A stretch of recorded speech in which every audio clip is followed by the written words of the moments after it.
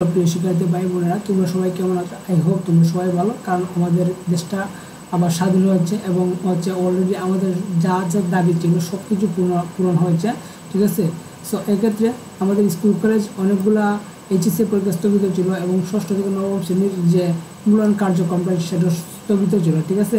So আমাদের school শিক্ষা প্রতিষ্ঠান কবে খুলবে এ নিয়ে অনেক জল্পনা কল্পনা রয়েছিল।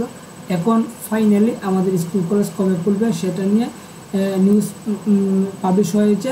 কাল থেকে আমাদের স্কুল কলেজ খোলা, এখানে একটা দেখতে পাচ্ছ অনেকগুলো নিউজ পোর্টালে কিন্তু নিউজ দিতেছে, ঠিক আছে।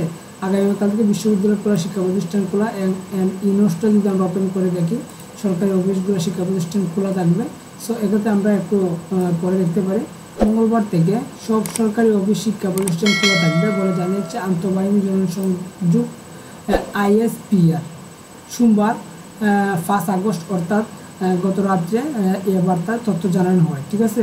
ISPR জানায় যে আজ সোমবার রাত 12টা থেকে মঙ্গলবার ভোর 6টা পর্যন্ত কারফিউ বলবৎ থাকবে। মঙ্গলবার সকাল থেকে বাংলাদেশ সব সরকারি, আধা সরকারি, স্বায়ত্তশাসিত, আধা স্বায়ত্তশাসিত, তারপর সরকারি প্রতিষ্ঠান, কলকারখানা, স্কুল কলেজ, মাদ্রাসা, বিশ্ববিদ্যালয় সহ সব কিছু খোলা থাকবে।